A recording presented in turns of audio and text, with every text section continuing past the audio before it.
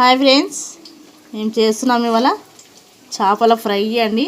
చాలా అంటే చాలా హెల్దీ ఫుడ్, ఈజీగా కూడా చేసుకోవచ్చు అండి. టేస్ట్ చాలా అంటే చాలా బాగుంటుంది.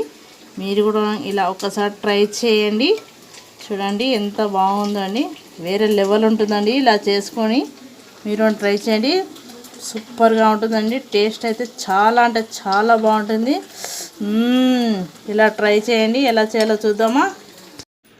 కావాల్సిన పదార్థాలు: ఫిష్ అండి, నీట్గా కట్ చేసి కడిగి పెట్టుకున్నానండి. ఇదిగోండి ఇలా చిన్న చిన్న కట్ చేసి పెట్టుకున్నానండి. కారం, ఉప్పు, గరం మసాలా, కార్న్ఫ్లవర్ అండి, పసుపు, అల్లం వెల్లుల్లి పేస్ట్, డీప్ ఫ్రైకి సరిపడా ఆయిల్. ముందుగా ఫిష్ ఉన్నాయి కదా, కట్ చేసి నీట్గా కడిగి పెట్టుకుని అందులో ఫ్రైకి సరిపడా కారం అండి, మీకు రుచికి తగ్గంత వేసుకోండి. డీప్ ఫ్రైకి కారం ఎక్కువనే ఉంటే బాగుంటుందండి టేస్ట్.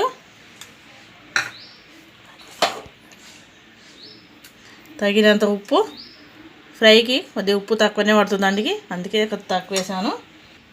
గరం మసాలా, చిటికెడు పసుపు, కార్న్ఫ్లవర్ అండి, మొక్కజొన్న పిండి కదా ఇవన్నీ. ఇది వేసుకుంటే రోస్ట్గా అయ్యి టేస్ట్ అయితే చాలా అంటే చాలా బాగుంటుందండి. కొద్దిగా అల్లం వెల్లుల్లి పేస్ట్. ఇప్పుడు దీని ముక్కలను బాగా చేతికి బాగా కలుపుకుందామండి. ఇలా బాగా కలిసేంతవరకు కలుపుకుందాం. వేరే వాటర్ ఏం పట్టదండి. ఇలా కలుపుకునే కొద్దీ ముక్కలు అవే పీల్ చేసుకుంటుంది. ఎందుకంటే ఫ్రెష్గా కడిగి పెట్టుకున్నాం అంటే ఆ వాటర్ ఉంటుందండి. ఇలా బాగా కలుపుకుందాం. ఇలా చేసుకోండి. ఫ్రై అయితే చాలా అంటే చాలా బాగుంటుందండి. పిల్లలు కూడా చాలా ఇష్టపడి తింటారు ఇలా చేశారనుకోండి. కర్రీ కన్నా ఇలా చేస్తే పిల్లలు చాలా ఇష్టంగా తింటారు. టేస్ట్ కూడా చాలా అంటే చాలా బాగుంటుంది. ఇలా బాగా కలుపుకుందామండి. ఇలా అయ్యింది కదా, కొద్దిగా ఆయిల్ వేసుకొని, కొంచెమే అండి, ఎక్కువ అవసరం లేదు. ఒకసారి ఇలా అనుకొని బాగా కలుపుకుందాం. చూడండి ఇలా బాగా కలిసింది కదా. ఇప్పుడు దీన్ని ఒక 10 minutes ఫ్రిడ్జ్లో పెట్టుకుందామండి. ఫ్రిడ్జ్లో పెట్టుకుంటే ముక్కలకు అనేది కారం బాగా పడుతుంది. ఇంకా ఇంతే సింపుల్. ఇంకా ఫ్రిడ్జ్లో పెట్టేసుకుందామండి ఒక 5 minutes.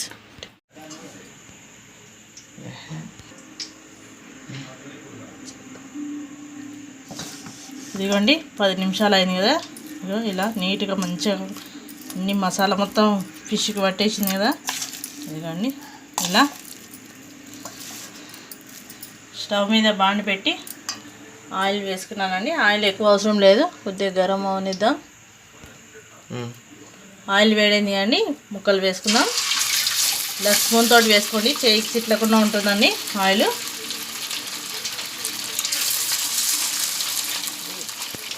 ఇదిగోండి ఇలా అన్నీ వేసుకున్నాం కదా. కొద్దిగా కాలనిద్దామండి బాగా. కొద్దిగా ఒక తిక్కు సైడ్ కాలినాక ఒక సైడ్ తిప్పేసుకున్నామండి. దీన్ని కాలనిద్దాం బాగా.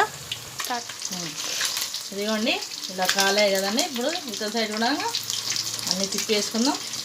చూడండి ఎంత రెడ్గా అయింది కదా.